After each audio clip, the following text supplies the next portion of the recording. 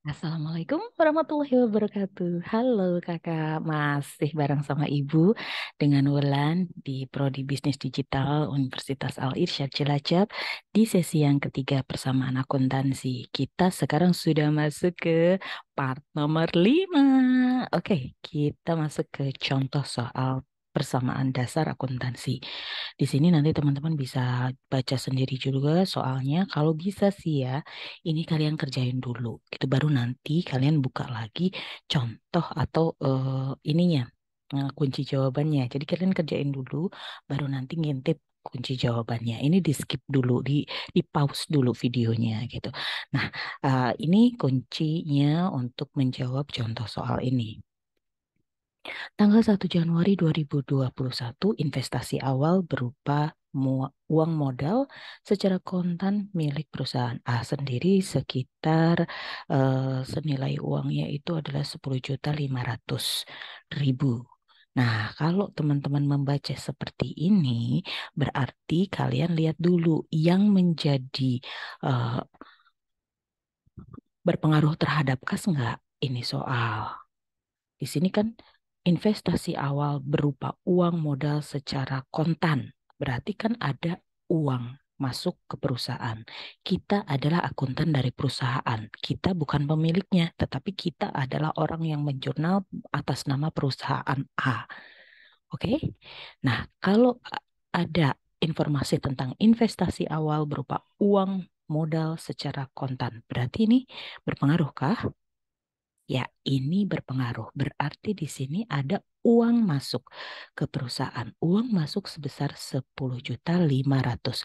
Kalau uang itu adalah apakah masuk harta, utang, modal, pendapatan, atau beban? Uang adalah masuknya ke harta. Maka kalau harta bertambah, ditulisnya di bagian debit. Tadi berapa? 10.500.000. Maka kas ditulis 10.500.000 di bagian debit. Kemudian kita lihat lagi di sini adalah peralatan kantor sebesar 1 juta. Ini berarti bertambah peralatan. Peralatan itu masuk kemana? Sama ke harta ya.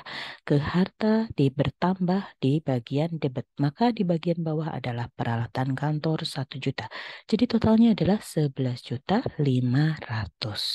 Oke, ini kalau ada yang di bagian debit harus ada yang di kredit. Itu adalah persamaan dasar akuntansi. Ada debit, ada kredit. Debitnya berapa harus sama di bagian kredit. Maka kalau sudah kita temukan kas dan peralatan kantor di bagian debit, maka yang bagian kredit yang mana? Kita lihat di sini adalah modal ya. Modal. Di sini kalau modal bertambah itu di sisi mana? Modal bertambah di sisi kredit. Maka kita tulis di sini adalah modal awal pemilik di sisi kredit sebesar 11.500.000. Paham ya? Dari mana 11.500.000? 10.500.000 ditambah 1 juta. Paham ya? Oke, kemudian penulisan ini ya aliran uang kasnya atau cash flow-nya itu nanti kita masukin di sini sisi harta. Hartanya apa saja? Ada kas, piutang, perlengkapan, peralatan, mungkin kendaraan, tanah dan lain-lain. Silakan kalian baca dulu di soal, kemudian dibikin versi Excel-nya atau versi kolom-kolomnya ya. Nah, di sini kita tulis bagian kas kita masuk 10.500.000 betul? Oke, kemudian di sini peralatan kantor 1 juta, maka ditulis di bagian bawahnya peralatan 1 juta. Kemudian kalau sisi aktiva ada pertambahan sebesar uang 11.500.000, maka sisi pasiva juga harus ada yang bertambah. Either itu utang atau modal. Nah, kita lihat lagi di sini soalnya adalah modal. Maka masukkanlah silahkan di sini modal 11.500.000. Jangan lupa ditulis keterangannya modal awal. Maaf. Paham ya teman-teman ya? Oke, kita masuk ke nomor 2. Pengeluaran pada bulan, ini tanggal 2 Januari, pengeluaran pada awal bulan untuk membayar beban sewa gedung selama 1 bulan yaitu 1.100.000. Sekarang kita lihat, kita membayar. Kalau kita membayar, perusahaan harus membayar berarti adakah pengaruhnya terhadap kas? Ya, kalau namanya membayar berarti uang kita berkurang. Kalau bukan uang ya utang kita bertambah. Ya, berarti kalau di sini tidak ada keterangan kredit, berarti ini dibayarnya secara tunai, maka uang kas kita yang berkurang. Sebesar berapa? 1.100.000. Kalau kas itu masuk mana? Kas itu masuk ke harta. Harta kalau berkurang, maka di sisi kredit. Maka ditulis kas di sisi kredit 1.100.000. Kemudian kalau sudah ada masuk di kas di sini, yang harus didebet apa? Nah, ini ada beban sewa gedung. Beban sewa gedung. Beban bertambah. Coba kita lihat di sini. Beban.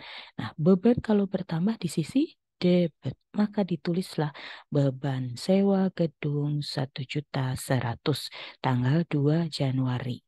Ini 1.100.000, di sini 1.100.000. Debit, kredit. Paham ya? Bisa ya? Oke, ini kita masukkan ke cash flow-nya. Ini tanggal 2, kita tulis tadi kas. Kenapa kita tulis di sini 1.100.000-nya di dalam kurung? Karena dalam bahasa akuntansi kurung atau minus atau mungkin kadang-kadang di warna merah, ini artinya di sisi kredit atau mengurangi. Ya, kalau tadi kan kasnya bertambah nih teman-teman dilihat nih. Kalau ini kan tadi bertambah ya 10.500.000 karena di sisi debit, maka di sininya positif. Tetapi kalau di sisinya kredit, maka teman-teman menuliskannya adalah seperti ini. Minus 1.100.000. Oke, piutangnya nggak ada, kemudian perlengkapan di sini di soal ini nggak ada, peralatan juga nggak ada. Apakah ini tadi utang? Bukan, karena ini tidak ada keterangan membayar dengan kredit, tapi tunai. Maka ini berpengaruh terhadap apa? Beban sewa dan lain-lain nih seperti ini.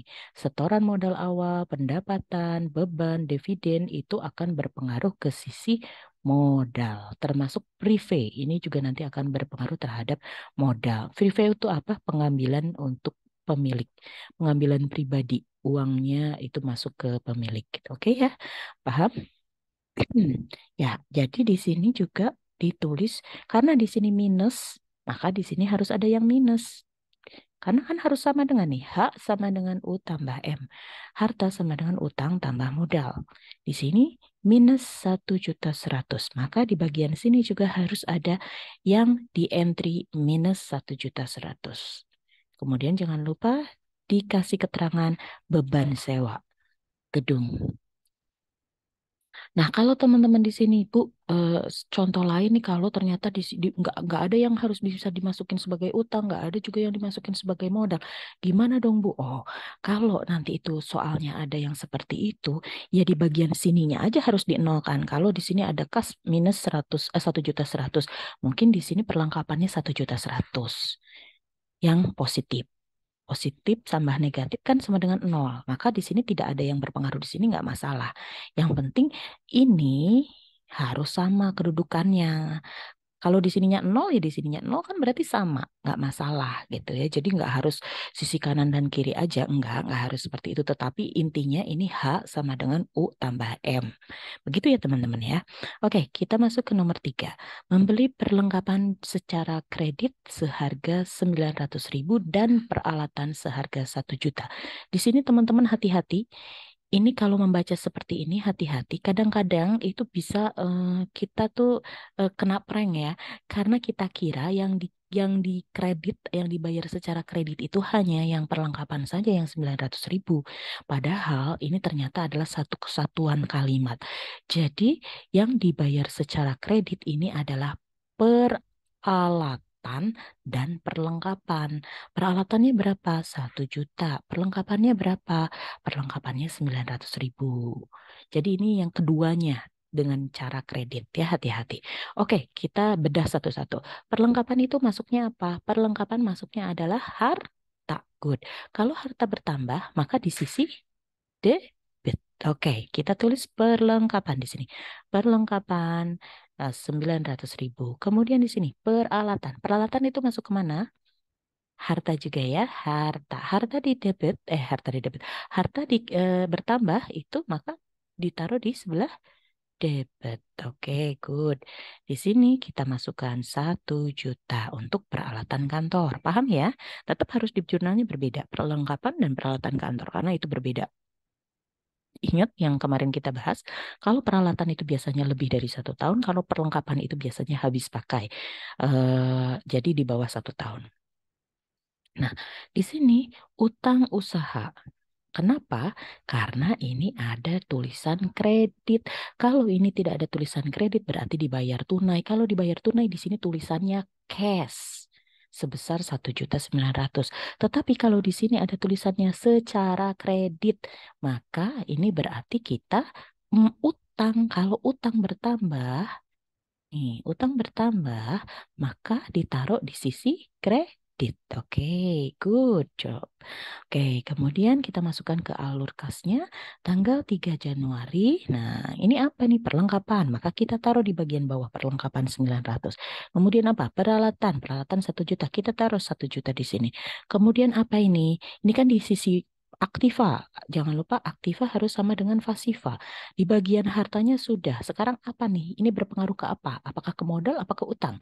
Karena di sini ada tulisannya cara kredit, maka itu otomatis masuk ke utang, utang usaha. Ya, di sini ada utang dagang, utang utang bank. Kita tulis dulu utang usaha sebesar berapa? 1.900.000. Kemudian diberi keterangan beli perlengkapan dan peralatan secara kredit. Oke? Paham ya? Oke, sementara itu dulu kita nanti akan bersambung ke video yang part ke-6 untuk penjelasan tentang bagaimana teman-teman nanti harus menjurnal. Oke, terima kasih atas perhatiannya. Assalamualaikum warahmatullahi wabarakatuh.